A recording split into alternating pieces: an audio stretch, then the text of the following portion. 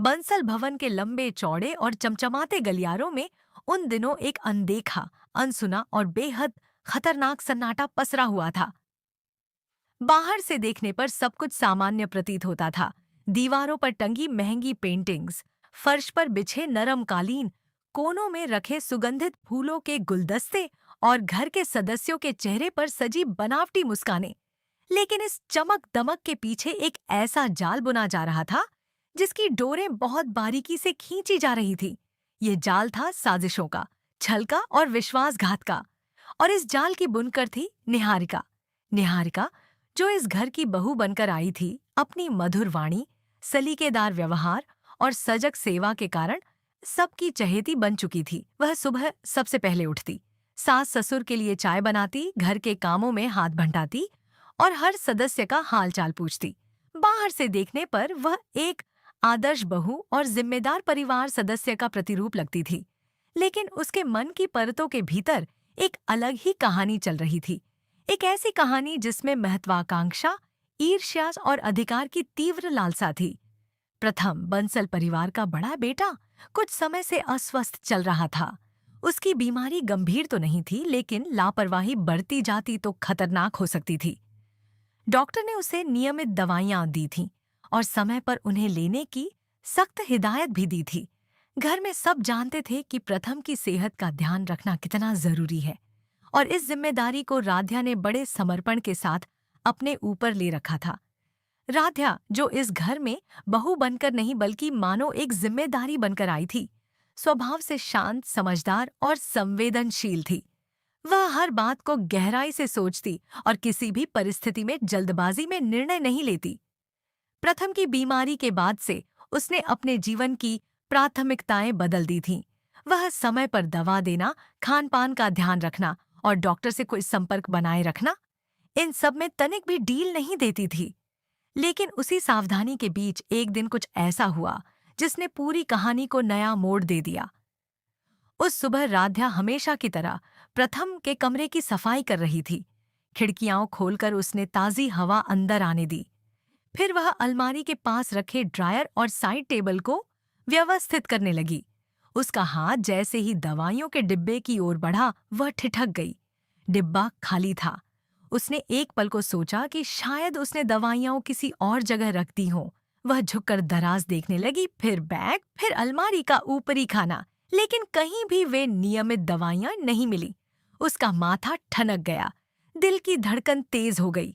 वह जानती थी कि यह कोई साधारण भूल नहीं हो सकती। प्रथम की दवाइयां यूं ही गायब नहीं हो सकती। उसने खुद पिछले दिन ही उन्हें व्यवस्थित करके रखा था। उसके मन में अनजाना भय और शक दोनों ने जगह बना ली। तभी उसे याद आया कि पिछले कुछ दिनों से निहारिका ही प्रथम को दवा देने की जिद कर रही थी। वह बड़े स्नेह से कहती, दीदी आप इतना थक जाती हैं, मैं हूं ना, मैं दे दूंगी भैया को दवा।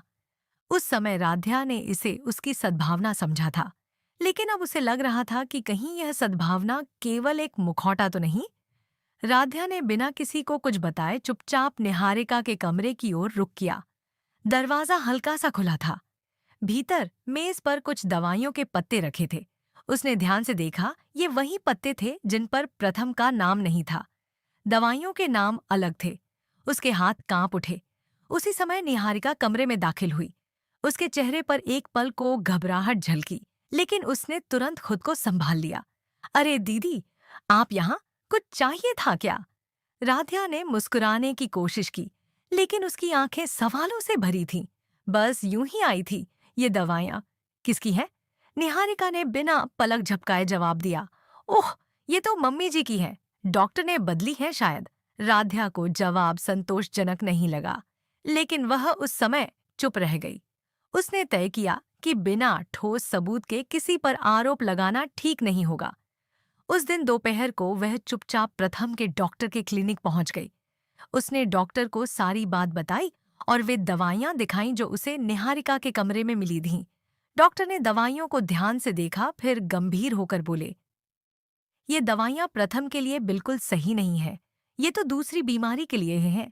अगर वह इन्हें ले लेता तो उसकी हालत बिगड़ सकती थी। यहाँ तक कि जान को भी खतरा हो सकता था। यह सुनते ही राध्या के पैरों तले जमीन खिसक गई। उसकी आंखों के सामने अंधेरा छा गया। उसने खुद को संभालते हुए पूछा, डॉक्टर साहब, आप पक्का कह रहे हैं? डॉक्टर ने दृढ़ता से सिर हिलाया। हाँ, और मैं इस बात की लिखित रिपोर्ट भी दे देता हूँ।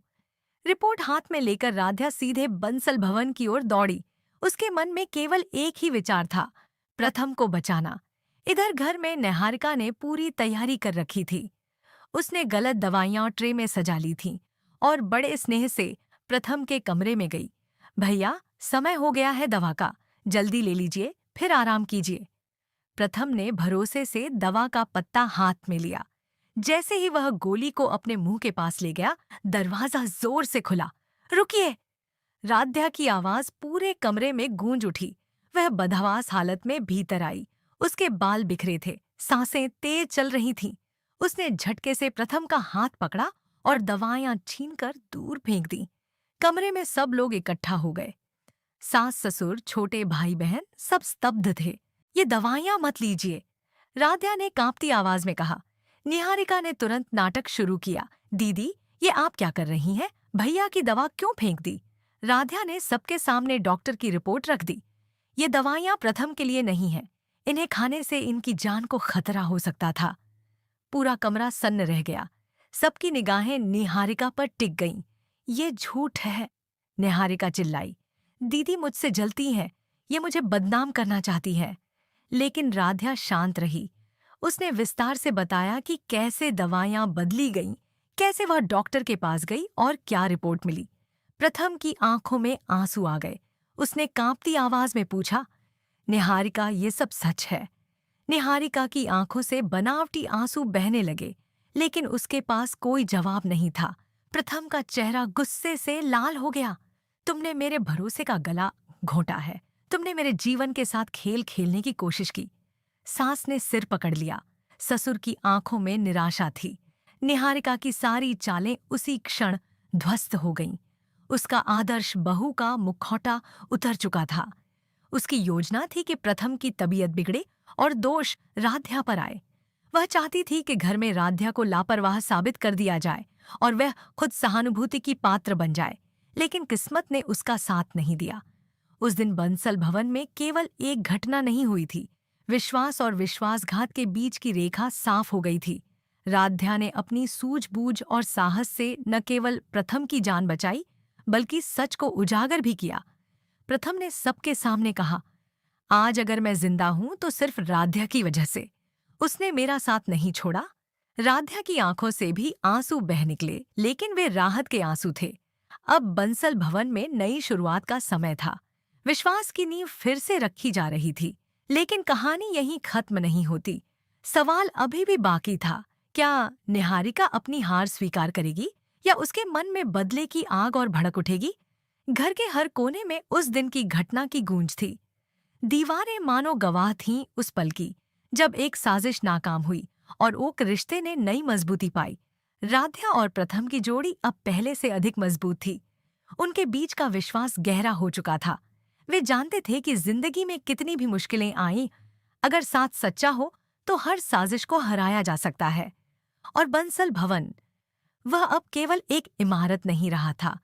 वह बन चुका था एक ऐसी कहानी का मंच जहां छल और सच्चाई का सामना हुआ, जहां मुखौटे गिरे और असली चेहरे सामने आए, और जहां एक स्त्री की सूझबूझ ने एक परिवार को टूटने से बचा लिया। आगे क्या होगा, ये समय बताएगा। लेकिन इतना तय था कि उस दिन के बाद बंसल भवन में कोई भी आंख मूंद कर किसी पर भरोसा नहीं करेगा। हर मुस्कान के पीछे की सच्चाई परखने की आदत सबको हो चुकी थी, और शायद यही इस पूरे घटनाक्रम की सबसे बड़ी सीख थी। सच्चाई भले देर से सामने आए, लेकिन आती जरूर है।